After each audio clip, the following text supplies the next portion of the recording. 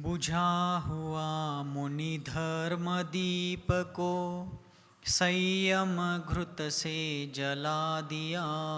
उपसर्गों में संघर्षों में समता धर तप घोर किया।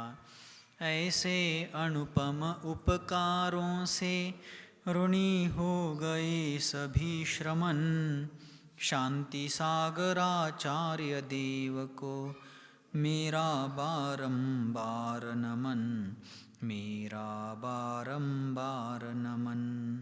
पंच परमेष्ठी भगवान की, द्वादशांग जिनवानी माता की, चारित्र्य चक्रवर्ती समाधि सम्राट मुनिकुल पितामह धर्म साम्राज्य नायक 20वीं शताब्दी के प्रथम आचार्य भगवान श्री शांति सागर जी मुनि महाराज की, परम पूज्य आचार्य भगवान श्री विद्यासागर जी मुनि महाराज की, दीक्षा गुरु शांत मूर्ति वात्सल्य रत्नाकर गुरुवर आचार्य भगवान श्री सन्मति सागर जी मुनि महाराज की, पूज्य आचार्य श्री वर्धमान सागर जी मुनि महाराज की, पूज्य निर्यापक श्रमण मुनिवर श्री धर्म सागर जी मुनि महाराज की, अहिंसा परमो धर्म की,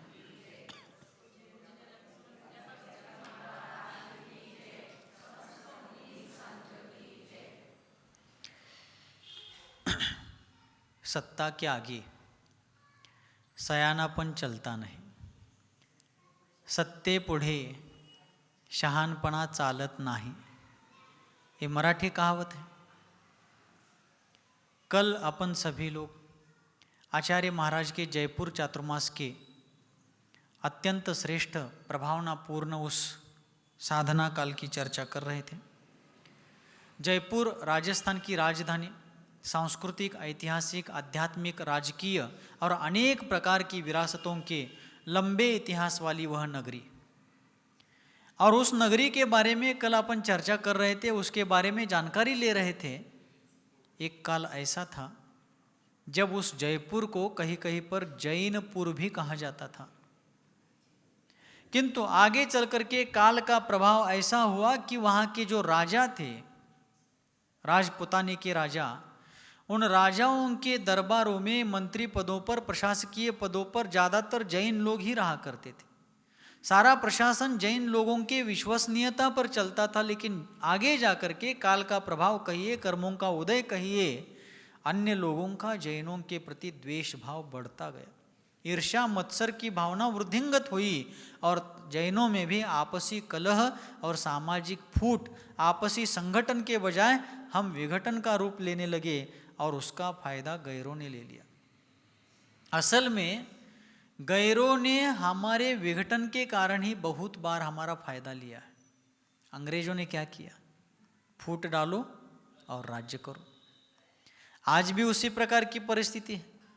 हमारे समाज में जो पंथवाद, संतवाद, क्रियाकांड, रूढ़िवाद इत्यादि कारणों के कारण हम लोग जो विघटित हुए हैं, उसका कारण और लोग उसका फायदा उठाते हुए हमारे तीर्थ क्षेत्रों पर अतिक्रमण कर रहे हैं, हमारे मंदिर हड़पे जा रहे हैं, साधु संतों के ऊपर आक्रमण किए जा रहे हैं। इन सब का कारण एक ही है कि हम लोग आपसी संगठन के बजाय विघटन के ऊपर ही आगे बढ़ रहे हैं।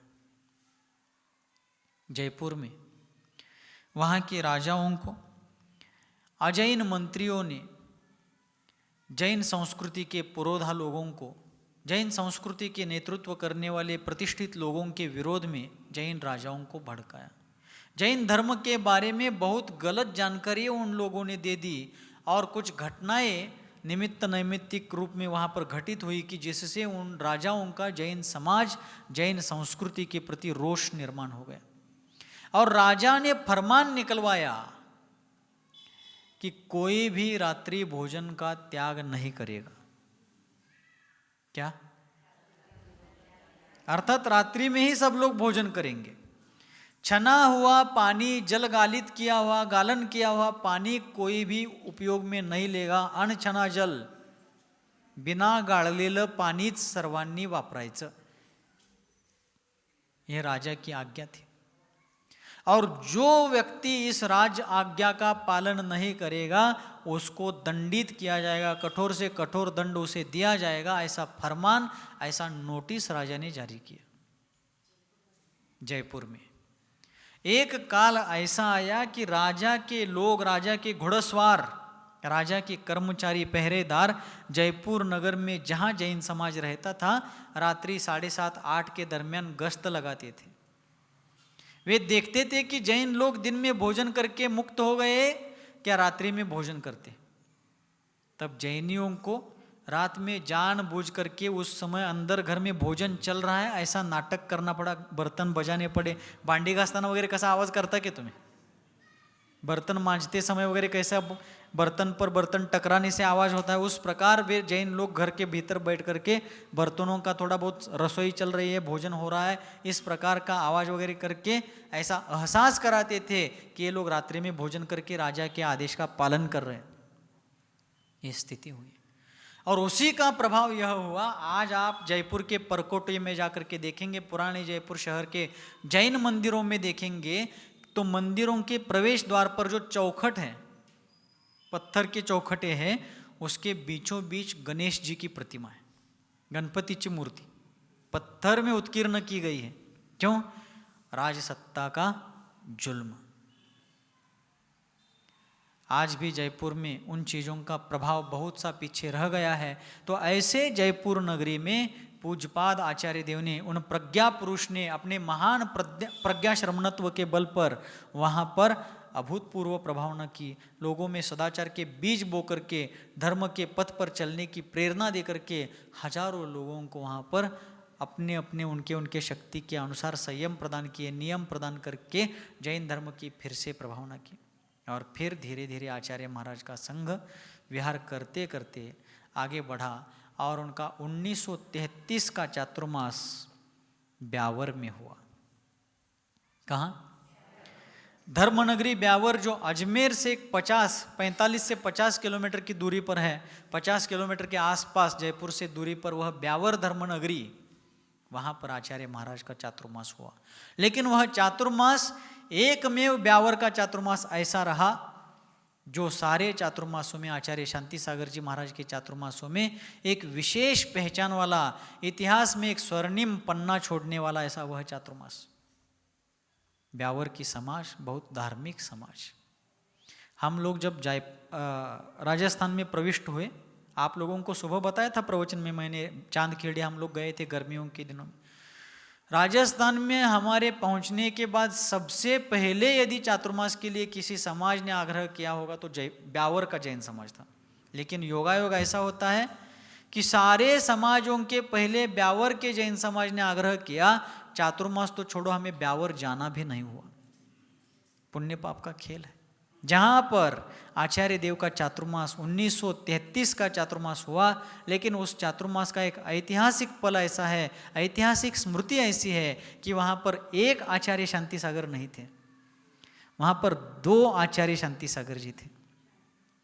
एक आचार्य शांति सागर जी महाराज चारित्री चक्रवर्ती, जिनको इसी समडोली नगरी में आचार्य पद 1924 में दिया गया, और दूसरे आचार्य शांति सागर जी जिनको छानी वाले ऐसा कहा जाता था। राजस्थान में एक जगह पर छानी नाम का गांव है, वे वहाँ के थे, इसलिए उनको छानी वाले शांति सागर कहा जाता था। दोनों आचार्यों का सत्संग अपने अपने शिष्यों के साथ उसी नसिया में, अपन जिसको मराठी में निषिद्धि बोलते हैं या निषद्धिका संस्कृत में उसको बोलते हैं, मध्य प्रदेश आदि में उसको मढ़िया बोलते हैं और राजस्थान में उसको नसिया बोलते हैं। भट्टारक जी की नसिया वगैरह वगैरह ऐसे नामों से उन नसिया को बुलाया जाता है। जैसे अपनी नांदनी की निषिद्धि है, बोरगांव की निषिद्धि है, तो उन सबको वहाँ नसिया बोलते हैं। तो वहाँ के ब्यावर की नसिया में दोनों आचार्यों का अपने अपने शिष्यों के साथ एक जगह पर, एक स्थान पर एकता पूर्वक चातुर्मास हुआ, ऐसा कहा जाता है। सुन रहे हैं आप लोग, ध्यान से सुन रहे हैं। यह प्रसंग बहुत महत्वपूर्ण है, समाज को एक पावन पुनीत प्रेरणा देने वाला यह प्रकरण है, यह घटना है, यह किस्सा और वह चातुर्मास का जो प्रसंग है बहुत ही प्रेरक प्रसंग है। कहा जाता है कि आचार्य शांति सागर जी जो छानी वाले थे वे 13पंथी थे और आचार्य शांति सागर जी महाराज जो थे वे 20पंथी हैं, ऐसा लोग कहते हैं। लेकिन यह सरासर गलत है, ये उचित नहीं है। आज आप लोग यहाँ प्रत्यक्ष बैठ करके इस विषय को सुन रहे हैं, और इन टेक्नोलॉजी के, तंत्रज्ञान के विकास के कारण जो घर घर में बैठ करके जहाँ भी जो भी सुन रहे होंगे, उन सभी के लिए मैं एक प्रश्न रखता हूँ या एक अभ्यास रखता हूँ। किसी भी पूर्वाचार्य प्रणीत आगम ग्रंथ में, सुन रहे हैं, पूर्वाचार्य प्रणीत आगम ग्रंथ में साधु संतों को कहीं पर भी 20 पंथी या 13 पंथी, साधु भी 20 पंथी होते हैं या 13 पंथी होते हैं, ऐसा एक अक्षर मात्र, शब्द नहीं कर रहा हूँ मैं, एक अक्षर मात्र भी आप वहाँ का रेफरेंस, वह प्रमाण दे देंगे, तो जो कोई भी प्रायश्चित हमारे आचार्य महाराज देंगे, मैं चौराहे पर वो प्रायश्चित लूँगा। मंदिर में बैठ करके, कमरे में बैठ कर नहीं, किसी भी चौराहे पर लाल किले के सामने खड़ा रह करके मैं सहर्ष वह प्रायश्चित ले लूँगा कि कहीं पर भी समंत भद्र स्वामी ने, उमा स्वामी आचार्य देव ने, कुंद कुंद भगवान ने, या और किन्हीं भी आचार्यों ने, दिगंबर साधु 20 पंथी 13 पंथी ऐसे पंथवाद वाले होते हैं, ऐसा कहीं भी एक अक्षर रूप भी उल्लेख किसी शास्त्र में हो, कोई भी प्रायश्चित, कोई भी दंड मैं चौराहे पर लूँगा। चौराहा समजता है ना, चौक, हो सांगलीतला पटेल चौक वगैरे चौक असतात ना, असे प्रसिद्ध चौक, अचानक चौक, किसी भी बड़े से बड़े भीड़ भाड़ वाले चौराहे पर मैं दंड लूंगा और आनंद के साथ लूंगा। साधु संतों को इस प्रकार बांटने का कार्य बहुत निंदनीय है, और दुर्भाग्य से हमारे कुछ साधर्मी साधुजन भी अपने आप को, हम 13 पंथी है, हम 20 पंथी है, अपने आप को पंथवाद के एक संकीर्ण धारा में ले जाना चाहते हैं। आचार्य शांति सागर जी छानी वाले, और आचार्य शांति सागर जी जिनके कारण आज यह श्रमण संस्कृति पुनरुज्जीवित हुई है, पुनः प्रवाहित हुई है, वे आचार्य महाराज दोनों भी आगम पंथी थे। किस पंथ के पथिक थे? क्योंकि आपको यदि रेफरेंस चाहिए हो, संदर्भ चाहिए हो, प्रवचन सार ग्रंथ के चारित्र चूली का अधिकार में, मुझे गाथा का नंबर याद नहीं आ रहा है, लेकिन उसमें आचार्य कुंद कुंद भगवान ने कहा है आगम चक्षु साहू। क्या कहा है? आगम चक्षु साहू। चक्षु यानी चक्षु, आगम ही जिनके नेत्र है, आगम प्रमाण के द्वारा ही जो वस्तु स्वरूप का दर्शन करते हैं, वे ही सच्चे साधु हैं। आप गाथा नंबर, मैं याद नहीं आने से नंबर नहीं बता पा रहा हूँ, लेकिन उसमें चारित्र चूली का अधिकार में, प्रवचन सार ग्रंथ में आप जरूर निकाल करके देख लीजिए। इसका मतलब 13 पंथ और 20 पंथ अमनाय में जो क्रियाएं चलती है, पूर्वाचार्य सम्मत, आगम प्रमाणित, वीतरागता का कहीं पर भी नुकसान ना करने वाली ऐसी जो पूर्वाचार्य मान्य संयमी वीतरागी आचार्यों के द्वारा वीतरागता का पोषण करने वाली क्रियाओं का जहाँ भी फिर उसका अनुकरण 20 पंथ या 13 पंथ के अनुसार जो कोई भी करता हो, बहुत अच्छी बात है, उसका खंडन, उसका निषेध ना मैं ना और किसी को करना चाहिए और ना ही करेंगे। लेकिन आधा अधूरा ज्ञान धारण करके समाज में एक प्रकार की फूट डालने का कार्य जो आज हो रहा है इस पंथवाद और संतवाद के नाम पर, उन सबके लिए 1933 का ब्यावर का चातुर्मास एक मील का पत्थर है, मैलाचा दगड। आचार्य शांति सागर जी महाराज जो चारित्र चक्रवर्ती के रूप में सर्वत्र प्रसिद्ध हुए, वे पंचामृत आदि अभिषेक भी देखते थे, लेकिन उन्होंने कभी जलाभिषेक का विरोध नहीं किया। क्यों करे? और जलाभिषेक करने वालों को पंचामृत अभिषेक का भी विरोध क्यों करना चाहिए? नहीं करना चाहिए। बस इतना भान रहे कि वो जो अभिषेक की क्रिया होनी है, करनी है, उसमें द्रव्य क्षेत्र काल भाव का मर्यादा का भान रखते हुए द्रव्य शुद्धि पूर्वक, भाव शुद्धि पूर्वक, क्षेत्र काल के विवेक पूर्वक वह क्रिया करनी चाहिए। मैंने पीछे भी कहा है, आज भी कह रहा हूं, हम लोग भी पंचामृत अभिषेक देखते हैं, देखेंगे, इसमें क्या है। लेकिन यदि कोई ऐसा हठाग्रह करता हो कि जो साधु रोज अभिषेक देखते नहीं है, हम उनको मानेंगे नहीं। जो साधु रोज पंचामृत नहीं देखते हैं, जलाभिषेक नहीं देखते हैं, वे साधु नहीं है। या साधु है तो भी शांति सागर की परंपरा को मानते नहीं है। अपने मन मर्जी से यदि साधुओं के ऊपर आप लोग ठप्पा लगाने का प्रयास करेंगे या जो कोई भी करेंगे, घोर कर्म का बंध होता है। आप मुझे बताइए, कोई भी बताए, अभिषेक देख करके ही साधुओं को आहारचर्या के लिए जाना चाहिए। आगम की आज्ञा कहाँ है?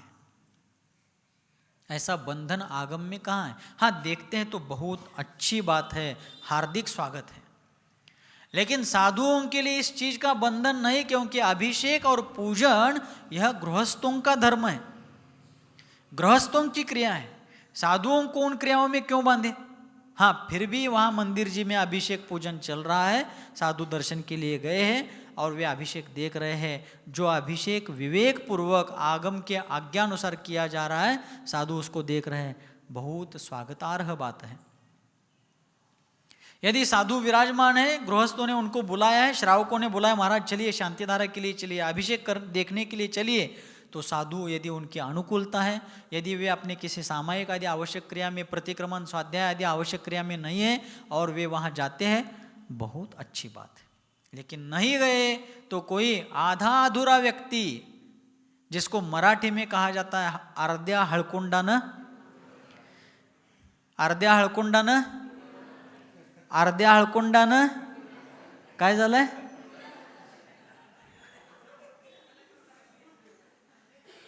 ऐसा आधे अधूरे ज्ञान को धारण करने वाला व्यक्ति यदि साधुओं के ऊपर ठप्पा लगाने लगा तो मान के चलो घोर कर्म का बंध कर रहा है। और ऐसे उन बंधुओं को मैं आग्रह करना चाहता हूं कि आप लोग अपने आत्मा का अहित मत कर लीजिए, घोर कर्म बंध है। साधुओं को साधुओं की क्रिया करने दीजिए। और दूसरी बात, साधुओं को अभिषेक करके आहार को उठना चाहिए, नहीं तो वे साधु आचार्य शांति सागर जी महाराज की परंपरा की मान्यता वाले नहीं है। इस प्रकार का अपप्रचार करने वाले लोग स्वयं कितना अभिषेक रोज करते हैं, करते हैं। उनके बच्चे आते हैं अभिषेक के लिए, उनके घर से कोई आते हैं अभिषेक के लिए। अरे आपकी क्रियाएं हैं, गृहस्थों की, श्रावकों की क्रियाएं हैं, आप कीजिए, आगम के अनुसार कीजिए। हमारी अनुमोदना है, हमें समय हो, हमारी अनुकूलता हो तो हम अपने आवश्यकों को छोड़ करके हम भी अभी आवश्यकों की पूर्तता के बाद अन्य समय में हम भी यदि उचित काल में हो रहा हो, योग्य प्रकार से हो रहा हो तो हम भी देखेंगे। लेकिन इन क्रियाओं के साथ साधुओं को बांधना, साधुओं को 13पंथी साधु और 20पंथी साधु ऐसा कह करके साधुओं में फूट डालना और साधु भी उसमें बट जाते हैं, तो यह बहुत ही दुखद बात है। फिर भी आचार्य शांति सागर जी महाराज जो छानी वाले थे, वे जलाभिषेक आदि का अनुमोदन करते थे। आचार्य शांति सागर जी महाराज पंचामृत अभिषेक देखते थे, लेकिन जलाभिषेक का उन्होंने कहीं पर भी विरोध नहीं किया है। किया हो तो प्रमाण दीजिए, क्यों करे? जिस प्रकार पंचामृत अभिषेक, पंचामृत में क्या क्या आता है कौन बताएंगे? महाराज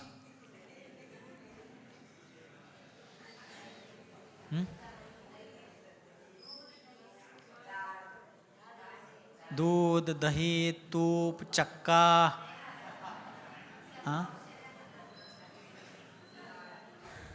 क्या आता है पंचामृत में? क्या क्या आता है? दूध, दही, घी, इक्षुरस और सर्वौषधि, ये 5 चीजें हैं। दूध से संबंधित 3 चीजें हैं।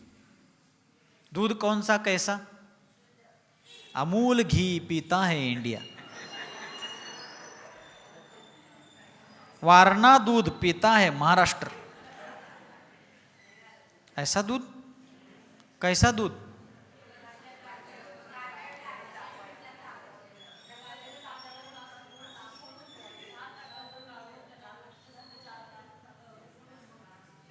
अवगुणित,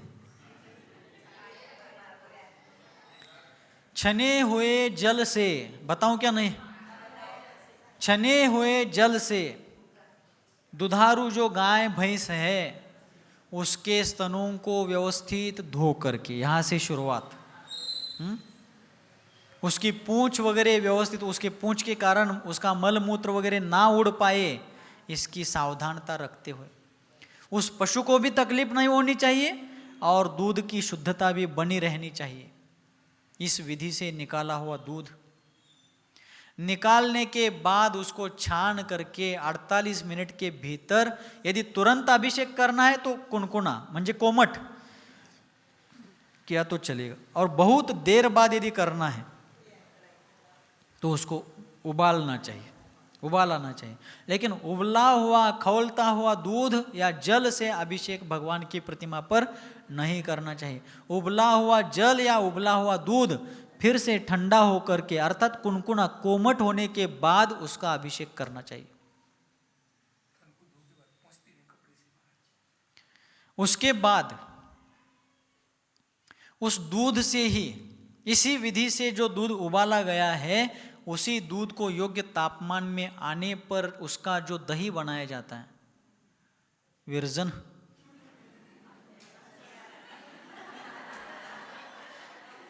दशकों से चला वो जामुन कौन सा, दादी नानी से जो दही छाछ चला है वो जामुन, जामुन म्हणजे विरजन। कौन सा जामुन? बादाम हो, नारियल की गिरी, नारियल का जो ये डालते हैं ना ऊपर वाला छिलका, या और कोई भी जो जो उसके मिर्च वगैरह होती है, मुनक्का होता है, ऐसी जो चीज़ें डाल करके जामुन लगाया जाता है, दही बनाया जाता है, उसी विधि से वही दही पंचामृत अभिषेक में उपयोग में लाने योग्य है।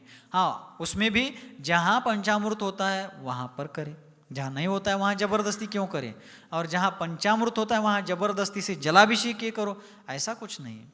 लेकिन धार्मिक क्रियाओं की स्वतंत्रता किसी व्यक्ति द्वारा रोकी नहीं जा सकती, क्योंकि भारतीय संविधान में ही प्रत्येक व्यक्ति को अपने अपनी धार्मिक आराधना का अधिकार दिया गया है। आगम के द्वारा प्रमाणित सभी प्रकार की क्रियाएं, पूर्वाचार्य सम्मत सारी क्रियाएं अपने अपने भूमिका अनुसार श्रावक और श्रमणों को करने में कोई नहीं रोक सकता। उसके उपरांत इसी प्रकार से बनाए गए दही को मथ करके उसमें से जो क्या निकलेगा, नैनू, नैनू नैनू नैनू म्हणजे नवनीत, मक्खन, उस मक्खन को 48 मिनट के भीतर उबाल करके उसका बना हुआ घी, तूप, ठीक, ऐसे ही घी का अभिषेक पंचामृत अभिषेक में कर सकते हैं। जिन्हें करना है उन्हें जरूर करें, जो करते हो आनंद से करें। उसके उपरांत इक्षु रसाभिषेक, इक्षु यानी गन्ना, ऊस, गन्ने का रस कैसे निकाले बताओ? हाँ,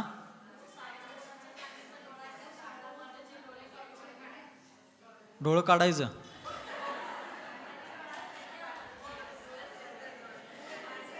जो गन्ना है, गन्ना जो व्यवस्थित रूप से काटने योग्य, रस निकालने योग्य उम्र में आ गया, अर्थात उतना पक गया है, निबारूस उचित उम्र में आ गया है, ऐसे गन्ने को तोड़ने के बाद वो गन्ना जो है वह 10 प्रकार की वनस्पतियों में आता है और वह पर्व बीज जाति की वनस्पति है।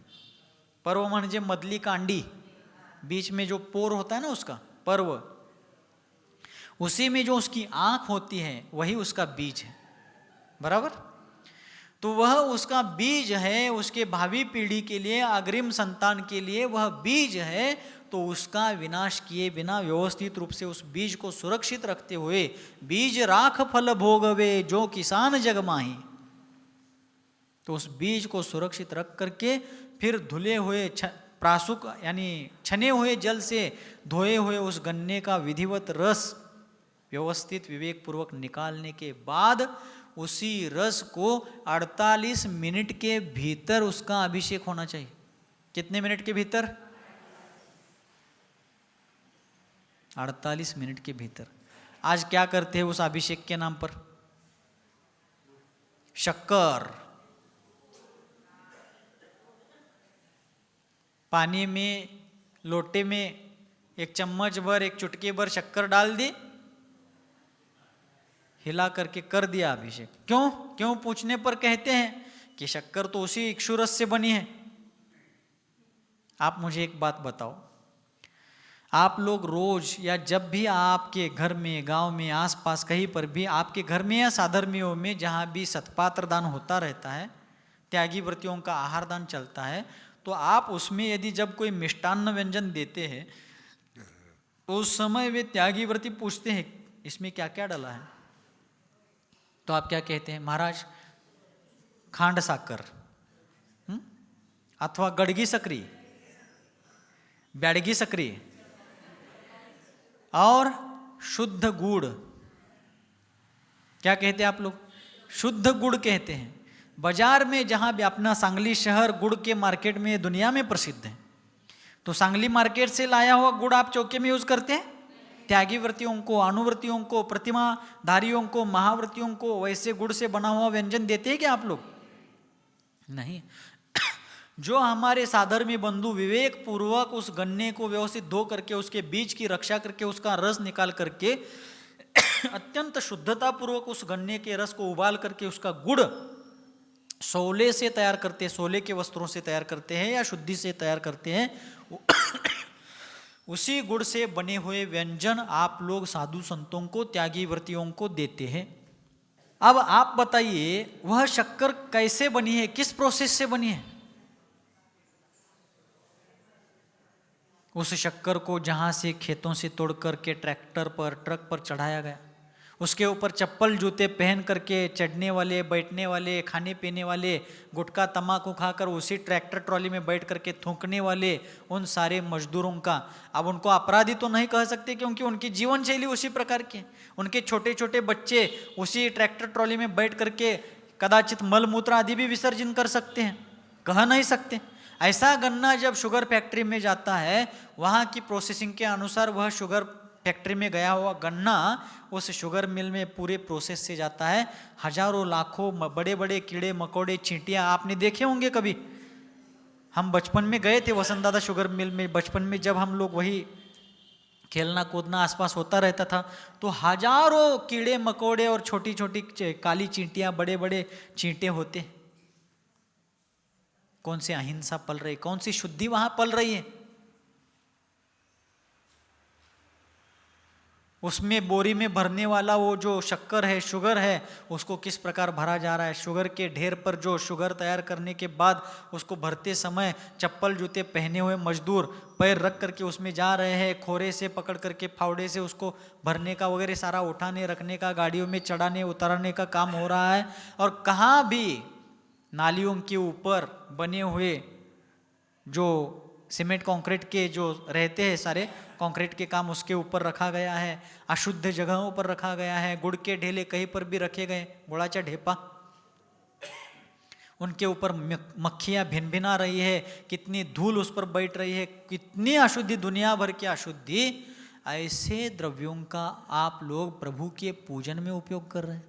मैं उन द्रव्यों का निषेध कर रहा हूं, ऐसी गलत फहमी कर लेने के बजाय उनकी अशुद्धि के बारे में मैं उल्लेख कर रहा हूं।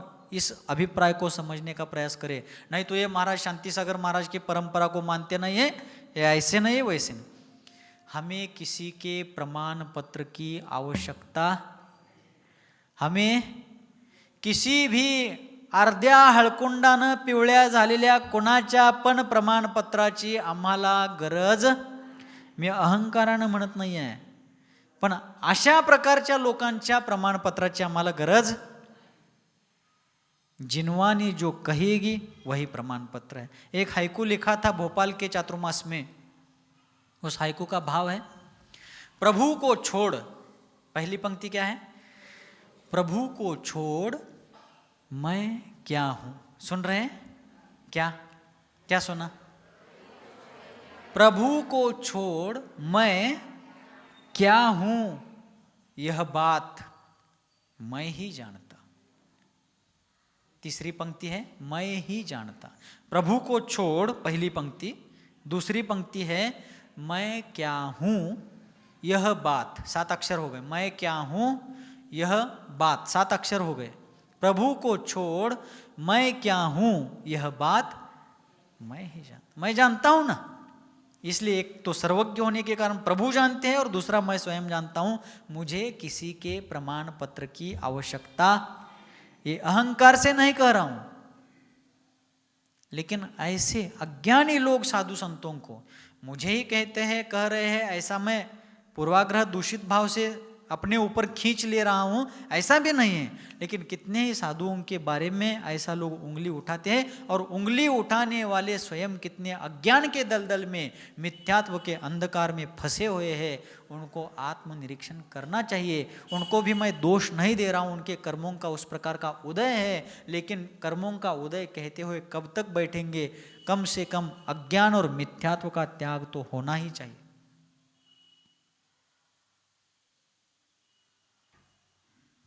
विवेक रखे प्रभु का पूजन करते समय। अब बात निकली है इसलिए क्लियर कर देता हूं। 20 पंथी अमनाय में जो पूजा होती है उसमें सचित्त फल फूल आदि का भी उपयोग होता है, ठीक है, उनकी विधि के अनुसार वे कर रहे हैं। लेकिन प्रभु के चरणों में फूल रखना है क्या प्रभु के चरणों पर रखना है? अष्टद्रव्य में पुष्प नाम का एक द्रव्य है, तो अष्टद्रव्य में अक्षत भी है, अष्टद्रव्य में चरु भी है। तो कोई घेवर, पेड़ा, बर्फी या कोई और भी व्यंजन भी नैवेद्य के रूप में भगवान की पूजा में लेते हैं, ले सकते हैं यदि शुद्धि पूर्वक हो तो, उस अमनाय की मान्यता अनुसार। तो पुष्प जिस प्रकार एक अष्टद्रव्य का द्रव्य है, क्या उस प्रकार घेवर, पेड़ा, बर्फी भी प्रभु के चरणों में रखेंगे क्या? हमें आचार्यों ने कहा है, मराठी साहित्यकारों ने भी बहुत अच्छा कहा है, देवाचिया द्वारी बसावे क्षण भरी। प्रभु के द्वार में, प्रभु के चरणों में, प्रभु के दर पर क्षण भर बैठो, प्रभु के चरणों में क्षण दो क्षण बैठो, शांति का अनुभव करो, ऐसा उपदेश आचार्यों ने दिया। तो चरणों में बैठो ऐसा हमारे लिए कहा, तो हम उठकर चरणों पर ही बैठने लगे तो बसुया काय मांडीवर त्यांच्या? मैं उपहास नहीं कर रहा हूं,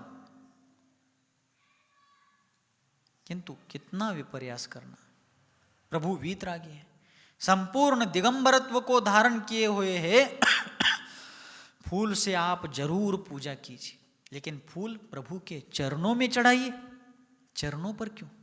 और फिर फूल भी यदि 24 घंटे रखते हो तो घेवर, पेड़ा, बर्फी और बहुत सारे मिष्टान्न भी रखो, क्योंकि वह भी अष्टद्रव्य में से एक नैवेद्य नाम का द्रव्य है।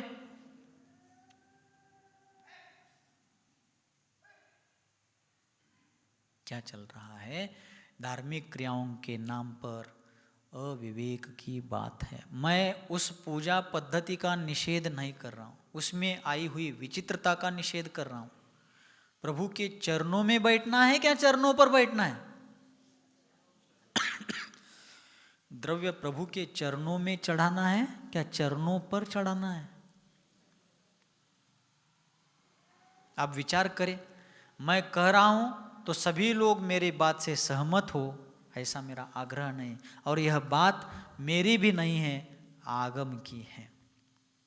मैंने उन द्रव्यों का निषेध नहीं किया है, उसमें आई हुई अशुद्धियों का और विचित्रताओं का निषेध किया है, चरणों पे रखने आदि का। मैं फूल चढ़ाने के विरोध में नहीं हूं, लेकिन फूल कहाँ चढ़ाए, कैसे चढ़ाए, क्यों चढ़ाए, इसका कुछ तारतम्य तो होना चाहिए। लेकिन हम लोग इन क्रियाओं में आई हुई विचित्रताओं का सुधार करने के बजाय साधु संतों को ही एक लेबल लगाने चले हैं कि ये शांति सागर महाराज की मान्यता को मानते नहीं। आप प्रमाण पत्र देने वाले कौन हैं? सीधा प्रश्न। अर्धवट काय काम ठेवत नाही, विचारलो तर स्पष्टच, नाही तर ग बसायचं, आणि विचारलं तर निकाल लावून सोडायचं। प्रमाण पत्र देने वाले आप कौन कि हम शांति से, हम यानी मैं मेरे ऊपर ले रहा हूं ऐसा नहीं, जिन किन के बारे में ऐसा कहा जाता हो, और यदि वे जिनके बारे में कहा जा रहा है वे वैसा नहीं करते हो, आचार्य देव के मान्यता के विपरीत नहीं जाते हो, तो आप ये लेबल लगाने वाले और प्रमाण पत्र देने वाले कौन? आप यानी आप नहीं, जो कोई भी हो। यदि उस जगह पर मैं भी हूं तो यह प्रश्न मेरे लिए भी है, पक्षपात पूर्वक मैं नहीं कह रहा हूं। यदि उस जगह पर मैं हूं तो मेरे लिए भी यह प्रश्न है। और एक अभ्यास तो आपको दिया है, असल में और कोई होता तो उसको चैलेंज कहता, मैं आपको चैलेंज करता हूं, दिखाओ निकाल के, ऐसा कहा जाता। मैं सभ्य शब्द में कह रहा हूं, आपके लिए एक अभ्यास दे रहा हूं। आगम में कहीं पर भी साधुओं के लिए पूर्वाचार्यों ने और आचार्यों के द्वारा ही प्रणीत आगम का अनुसरण करने वाले विद्वानों ने कहीं पर भी साधुओं के लिए 20पंथी साधु, 13पंथी साधु ऐसा यदि कहीं प्रमाण दिया हो, मैं बीच चौराहे पर खड़े रहकर सहर्ष प्रायश्चित्त स्वीकारूंगा, दंड हंसते हुए स्वीकार करूंगा। लेकिन कुछ हमारे ही बंधु आचार्य शांति सागर जी छानी वाले 13पंथी और चारित्री चक्रवर्ती आचार्य शांति सागर 20पंथी, कुंद कुंद आचार्य देव, जिनका उल्लेख महावीर स्वामी और गौतम गणधर के बाद किया जाता है, मंगलम कुंद कुंदाद्यो, उन्होंने प्रवचन सार ग्रंथ में कहा है आगम चक्षु साहू। फिर आप साधुओं को 13 और 20 का लेवल क्यों लगाते हो, क्यों कर्मबंद कर लेते हो?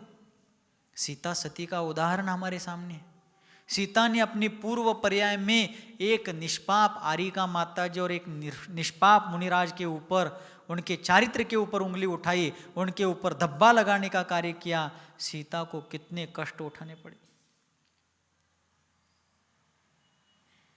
श्रीपाल कोड़ी राजा को श्रीपाल कोड क्यों, कोड़ी राजा को, श्रीपाल राजा को कोड रोग क्यों हो गया?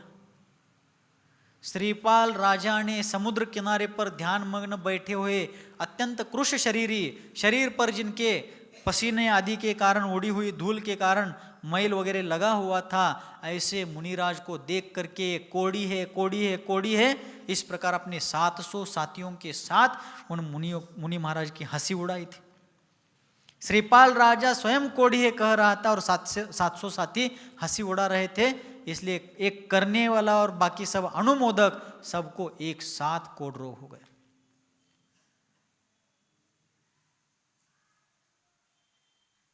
कर्म से डरना है।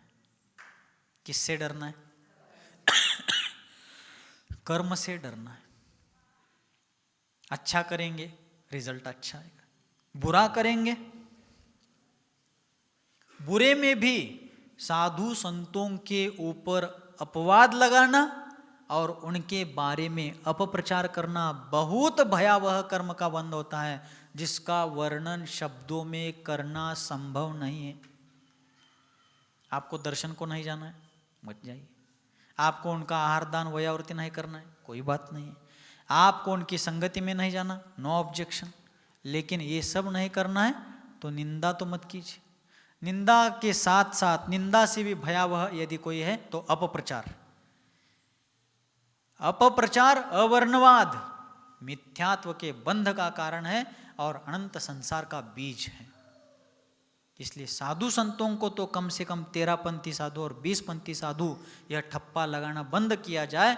और जो साधु अपने आप को हम 13पंथी और हम 20पंथी कहते हैं, उनसे भी विनय पूर्वक आग्रह है कि वे भी इस प्रकार के पंथवाद 13 और 20 के चक्कर में ना उलझे तो बहुत अच्छी बात है। स्वामी समंत भद्राचार्य देव ने लगभग 2000 वर्ष के दरमियान इतिहास में, भूतकाल में रत्न करंड श्रावकाचार्य ग्रंथ की रचना की है। उसमें कहाँ 13 पंथ का उल्लेख है और 20 पंथ का उल्लेख है? हाँ, इन क्रियाओं का मैं निषेध नहीं कर रहा हूँ। साक्षात नेमिचंद्र आचार्य देव के उपस्थिति में, सिद्धांत चक्रवर्ती नेमिचंद्र आचार्य देव के उपस्थिति में गोमटेश्वर बाहुबली भगवान का दुग्धाभिषेक आदि हुआ था। इतिहास में इसके प्रमाण है। हम आनंद से उसको स्वीकार करते हैं, हम उस अभिषेक को देखते भी। उसके पहले की भी और प्रमाण होंगे, मिलेंगे, पढ़ने में आएंगे, हम उसको भी आगम प्रमाणित हो तो स्वीकार ही करेंगे। पक्षपाती सांप्रदायिक विद्वेष के कारण उसको झुटलाना यह भी तीव्र बंध का कारण है, कर्म बंध का कारण है।